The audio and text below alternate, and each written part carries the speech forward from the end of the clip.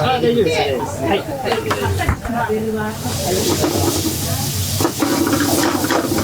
うだね。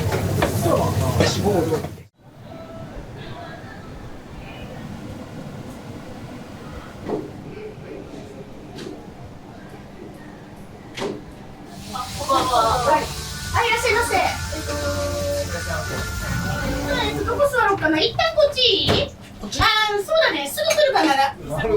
まあ、なんかこう回ってください。またこの流れが。最後入れるもの。ああ、振り出しだよね。はい。霧島の方から取り寄せていて、お店始める前から。もう霧島の方にドライブに親とかと行ったら、もう今日霧島来たからあそこの鳥買って帰ろうよ、あそこのめっちゃ美味しいからみたいな、その鳥刺しをやっぱり使ってます。ずっと私はここのがちょっと噛み応えがあって味が濃いので、それがすごい気に入ってます。鹿児島県はもうスーパーでも鳥刺しって普通に売ってるんですけども、めちゃくちゃ厳しい基準があるんです。なので鹿児島県から東京とかに来たらまず鳥刺し探す、どこで食べれるかなって感じで検索して、アルバイトの方も鳥刺し食べたいかなっていう感じで応募してくれる子が結構今までで。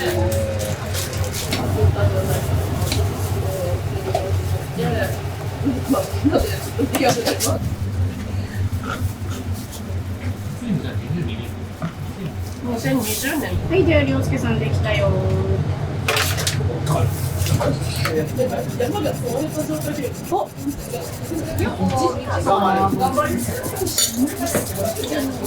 時間ぐらいならいい。まあね。なんだろう。なんかね、子供向けしますじゃないですかね。ちょっと。取ります。聞いてないね。いや、聞いてると思う。聞いてるこれ。聞いてる子？聞いてる。めっちゃお湯みたいな感じだわ。鳥刺しのハマっちゃう。これ2つください。そうなんですよ。厳密に言うと。結局は誰もわかんないからね。なのでコンセント拾ってっていろんな醤油の会社ありますけど、金を使ってます。甘いです。これは鶏刺しバッチシ、肉刺しに合うって感じですね。熊本の馬刺しも結構甘いです。大学が鹿児島で、鶏刺しあんま食べれる場所が東京ないので、東京来て初めて鶏刺し食べました。結構懐かしい気持ちにはなったかもしれないです。レバーください。レバーないのがまだなんか。これは塩レバーといって鶏刺しとこのレバー、茹でたレバーがうちはツートップで人気です。これを低温で茹でるんですけど、今日450です。鶏肉専門店で買ってきてます。鮮度がいい。塩 20g 入れてるだけで、生姜とネギとニンニクだけで 20g です。鶏の生産って鹿児島と宮崎と岩手、その3つでほとんどなんですよ。もう 90% ぐらい全国で食べてる鶏なので、鶏はいろんな食べ方します。ありがとうございます。じゃあ次この砂肝茹でますね。砂肝私お弁当にもよく入ってました。ニンニク上手につけてもうパッと炒めてご飯もりもり食べてました。は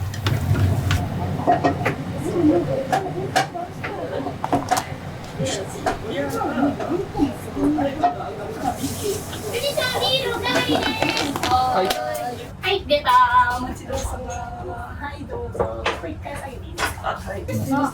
塩味がついてます。そうなんですか。じ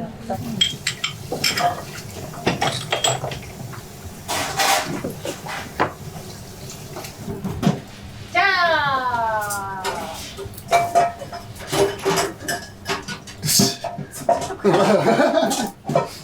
5万ドルぐらい5万ドルぐらい手叩かないと。あ、それ撮影した。そうしよう。これめったにないと思います。らっきょう炒めるの。らっきょう。なんかね、東京の人はらっきょうをね、漬物だと思いすぎ。生が美味しいんですよ。食べます？やばい、ガリガリ。でも美味しいよね。美味しいです。生でスライスして酢味噌で和えたり、塩昆布で和えたり、梅干しで和えたり。生美味しいです。食べさせたい。食べさせたい。食べて。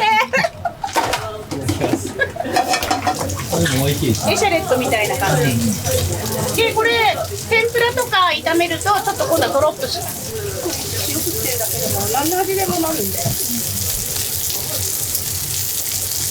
ょっとこのぐらい簡単に塩とお醤油ぐらいで食べたら美味しいと思います。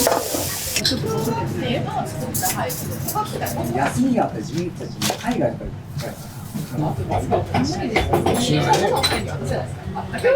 児島のね、これが一番美味しいんですよ、マジで。これしか美味しくないここのブランドが一番美味しいです、本当に。そのまま食べたらもう全然美味しいんですけど、ご飯にのせて、私は卵かけご飯、子供の時からずっとやってました。これ生臭さもなくてすごい美味しいです。あんまり置いてないですね。鹿児島のアンテナショップとかしか置いてなくて、うちでも売ってますけど、枕崎鰹節を日本で一番ぐらい作る鰹節の産地なんですけど、その鰹節でもう捨てる魚のホルモン、お腹の内臓の塩辛です。捨てるところの塩辛なんですけど、豆腐にのっけたりお茶漬けにしたり大根おろしにのせたりしますけど、うちではスパゲティ人気です。ごめん、さくらさんとか見ててね、オーダーとかこちらお願いします。スパゲティマジでだって人気あります。もうダントツ出る鶏刺し塩レバーカルボナーラ、これが3つダントツです。でこれ美味しいって思ってて、バイトしてた居酒屋の店長さんに鹿児島帰ってたからお土産って言ったら、おおこれマジでうまいよな、和製アンチョビだよな、スパゲッティマジうまいわって言ってたんですよ。あ、そっか和製アンチョビかって、その時まだ20代だったんですよ。それすごいって思ってすぐ真似して作って、ポンって入れて混ぜな。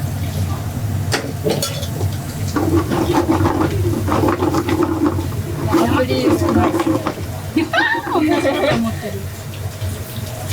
少なかったあ、もう作んない全部炒め物にしてる。混ぜてここに落ちない、真ん中にこう高くちょっと引いて、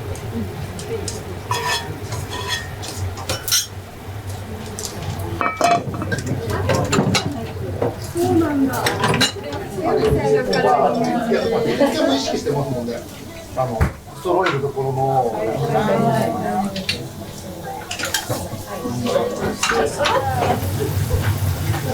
みんな応援してる。うちがそれを見てんじゃないの。ね。こっちは青さ入り。だから焼肉書いてるからさ、ダブルないでも7時から出るとか言われて、さっきまでボコボコになってたので。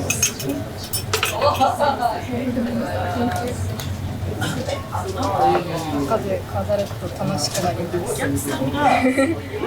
鹿児島でもゆかりもなかったんですけど、そう鹿児島料理って食べてすごく美味しくて興味を持ち始めて、鹿児島知らなくて、それでついには鹿児島に旅行にも来たことがあるんですけど、心のなんかビタミンみたいな感じ。お元気じゃないですか。なんか圧にやられないかなとか思いながら来るんですけど、なんやかんや喋ってお店出ると、なんか元気になった気がするみたいな。全部おすすめ。さつま汁。でもまあ。さつま汁はなんか豚汁の鶏肉バージョンみたいな感じで、鹿児島のやつなんですか、さつまさつま汁、さつま汁、さつまの地鶏と、それから麦味噌で、うちはオリジナルで生姜をたっぷり入れてるんですけど、やっぱ麦味噌が特徴ですかね。はい、麦味噌甘いですから、九州全体麦味噌かもしれないけど、鹿児島は完全に麦味噌ですね。東京の味噌すごいしょっぱい。塩分量全然違うと思います。はい、舐めますみたいな。映ってるって思ってなかった。舐めますよ。で、これ火ついてる？どんどんつけて、根菜ときのこからぶん抜けていく。ね、これに入れて測るんだよ。でないと作りすぎるから。まあ、慣れてないうちは別にいっぱい味見するから。あとさ、これネギは半分に切るの知ってる？混ぜにくいです。必ず、短く。若いスタッフさんが多いのもなんか理由があるんですか？やっぱり上京してきて急に一人暮らしで何作ろうってなると献立に困る、一生困らない簡単な自宅の料理はできるようになるっていうのを売りにはしてます。大物の包丁の持ち方こうだよ、こんなの切らなくてもかじればいいんだからみたいな感じで料理を教えてる感じですね。もうね、献立困んないですよ、もううちら。料理とかもたくさん教えてくださるので、パワフルで刺激的な人。もともとバイトでした。店主であり、ちょっと友達のようであり、お母さんのようであるみたいな。まあ優しく見守ってくれるというよりは、もうなんか、ちょっとだらっとしてたら、こうどんどんなんか早くあれやってこれやってみたいな。でも本当学校では教えてくれない。いや、本当ですよ。そうなんですよ。だってこんな一生懸命いつやってたかなと思ったよね。本当ですよ。初心に帰るのはいいけど。本当だよ、必死で。お客さんもスタッフが成長していくのが楽しいみたいな感じで、一緒に楽しく成長できればなっていう。渋いの。は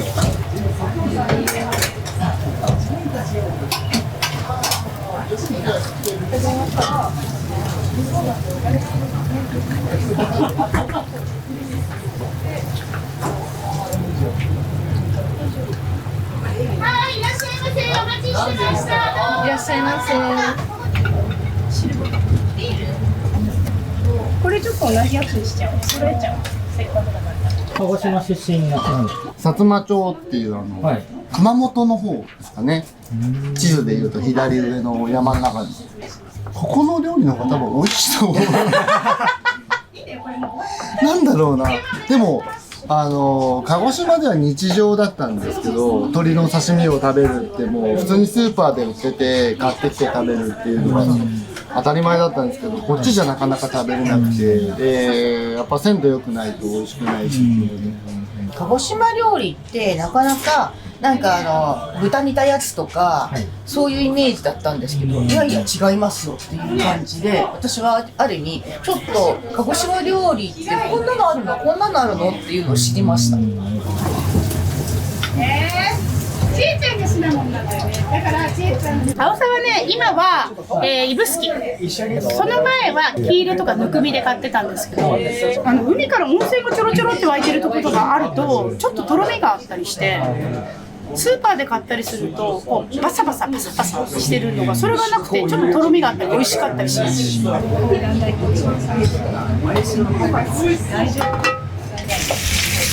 ん、ありがとうございます。すいません。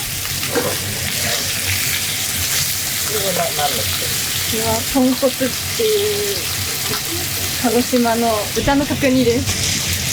鹿児島の角煮はスペアリブなんですよ。味噌煮。今ここ骨がついてるの分かるかな。骨ついてます。沖縄だとバラ肉なので油の層があるんですけど、鹿児島は骨付きあばら、味噌と黒砂糖と焼酎だけで煮ます。鹿児島の代表的な郷土料理ではあります。なんか昔って親戚とにかくドバッと兄弟も多いから、もういとこが15人いたりとか、お正月とかお盆とか、もう絶対今週はおばあちゃん家でみんなで集まるって、そういう時はもう必ずこんな大きい鍋でドカッと作って、今でも田舎の方で大勢でお盆とか集まって食べるとこは作ってると思います。だからみんなおばあちゃんの味みたいなイメージですかね。はい。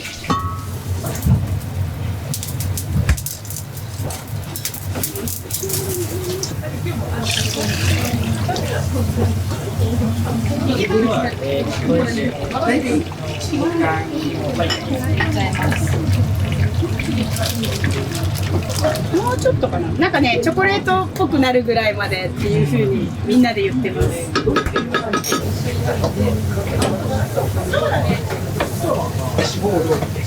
ここにさ、なんか種やって書いてて、うちのお母さんと送ってたわけで、そしたら道間違えてるって言ったら金があって、お金があるって言ったらその電話もしてる。お店やってるんですって言ったら、本当にすごい来た。地産地消じゃないけど、その土地に合った食べ物を食べた方がいいとは思ってるけど、でもだんだん時代遅れかも。なくならないといいですけどね。なんかやっぱり難しいかも。これから豚味噌も作るけど、豚味噌とかはもう鹿児島県民も普通にスーパーで瓶詰めで買って食べるようになってるから、食べるけど作らないっていうのが増えちゃいました。並んだ方がおにぎりの中に入れたりとか、うちはきゅうりにつけたりしてる。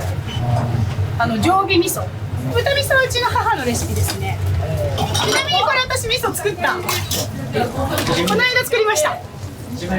鹿児島に帰った時に麦味噌を自分で作りました。これも使います。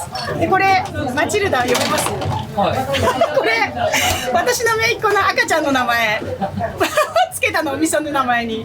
マチルダです。シアトルに住んでます。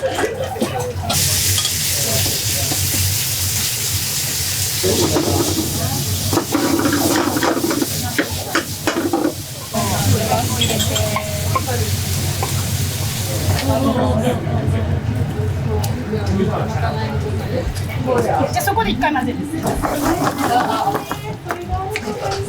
よく混ぜて。田舎の方の人はものすごく甘く作ります。私はそうでもないけど、でも多分東京の子たちよりはすごく甘く作る。そろそろいいかもね。はい、じゃあ最終的に火を止めて味見しましょう。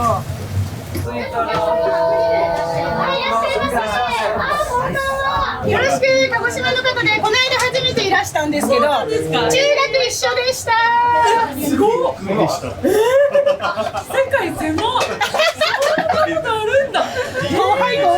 吉祥寺で鹿児島料理を食べれるっていうのを見て、あ、次今度休みがあったら行ってみようと思って先週行ったんですよ、一人で。してママさんと会って、実は私鹿児島なんですよって言ったら、ママさんが私どこ出身ねって言われて、吉野、私も吉野みたいな。それで偶然同じ、私東京出てきて鹿児島で会う人は初めてで、それが同じ中学の先輩だったんです。それがすごい衝撃で、鹿児島で飲んでた焼酎、まあこれ御嶽なんですけど、東京に出てきて2、3回ぐらい飲みに出たんですよ。置いてなくて、そしたらここに置いてあったんで、すごいやっぱり御嶽が美味しくて、もう通おうかなと思って先週来て今日来ました。玉ねぎ、梅干しです。はい。さつま揚げ屋さんももう星の数ほどあって、自分のお気に入りのさつま揚げ屋さんがあるんですけど、私のは室味を中心に、あとその日の朝取れた雑魚と一緒に混ぜて練り合わせたものを鹿児島から取り寄せてます。東京に初めて来たの35年ぐらい前ですけど、さつま揚げってこんな平べったいのが来て、切って生姜醤油で食べるみたいなで、これさつま揚げってちょっとこれどういうことって思ったんですけど、まあ、鹿児島は本当に棒天とかちっちゃいコロコロしたやつです。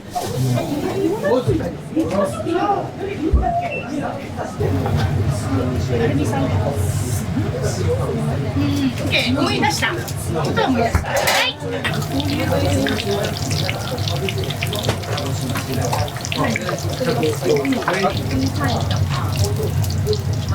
例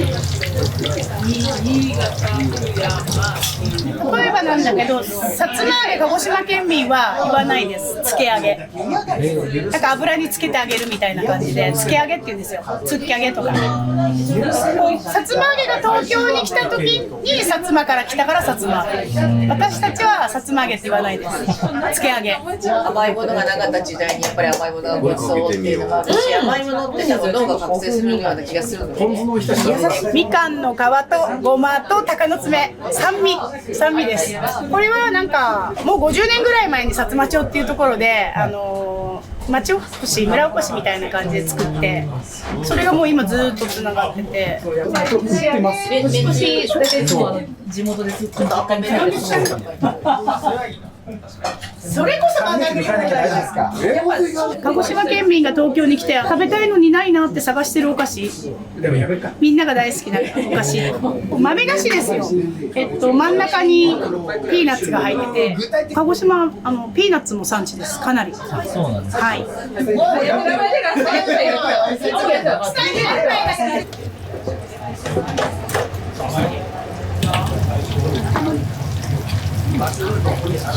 高菜は鹿児島に帰って毎年つけてます。お花で出す1年分だからもう高菜60束ぐらいつけるんです。大量につけます。母親のですね、完全にぬかでつけるのは割とうちの母はオリジナルに近くて、鹿児島とか九州全体が青い高菜でちょっと漬物をしたりすると思います。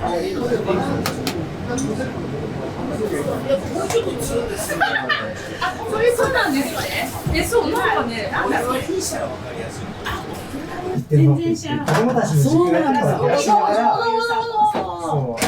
ダイヤメは焼酎ですけど、ライチの香りがするんですよ。フルーティーな香りがする珍しいよね。芋焼酎って珍しいですけど、そう、今まで芋焼酎でこういうのがなかったので、そう美味しいです。僕は芋臭い方がいいです。芋臭いのも好きよ。好きだけど、ちょっとこれも美味しいです。何でもいいわけじゃない。匂いだけ。あ、もちろん飲んでいいよ、飲んでいいよ。よかったね。あ、これは飲める。飲める。芋焼酎はダメなの。芋焼酎全く飲めない。そうなんだ。飲んだ。ダイヤメっていうんですか。ダイヤメ。ちょっとメモして。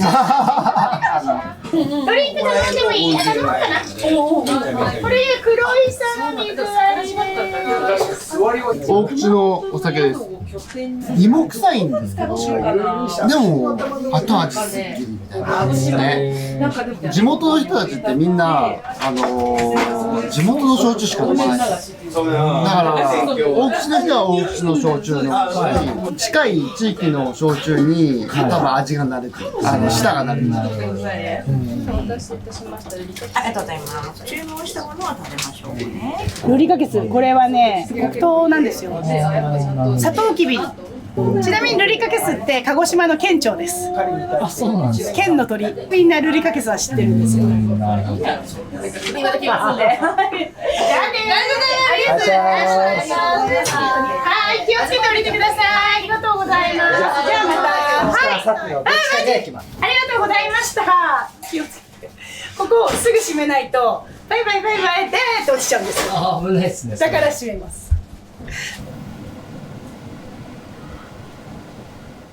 最後入れるもの。味噌も手作り。年に2回ぐらい味噌作って、らっきょうの季節はらっきょうを漬け込んで梅干し梅取ってとか、そういう風に昔の感じをそのままだったので、ちょっと東京に来た時になんかあれ買ったものとかそんな美味しくないなってちょっと最初思って、大学4年間楽しかったですけど、その後一応会社員もやって、でちょっとだんだんあれなんかうちの母親の料理毎日東京で食べられないかなみたいな。そうすると母親ちょっとお母さんの料理美味しいからみんなに食べてもらいたいみたいな風に母に話して、で野菜も送ってくれる、味噌も送ってくれる、漬物もつけて送ってくれるみたいな感じで最初スタートして、一人で行けるようなご飯とお味噌汁、おひたしが食べられるようなそういうお店が欲しいなと思ってで始めました。だから一人暮らしの女性とかは今めっちゃ多いです、来てくれるの。お花はね、ハワイ語で家族という意味です。だからこう家族経営みたいな感じで、姉はこうハワイでインターネット経営やってもらって、私が現場で野菜とか味噌とか作るのが鹿児島の母みたいな感じで、最初その東京と鹿児島とハワイと離れてるけど一緒に会社作って仕事やろうかっていうのでスタートしました。お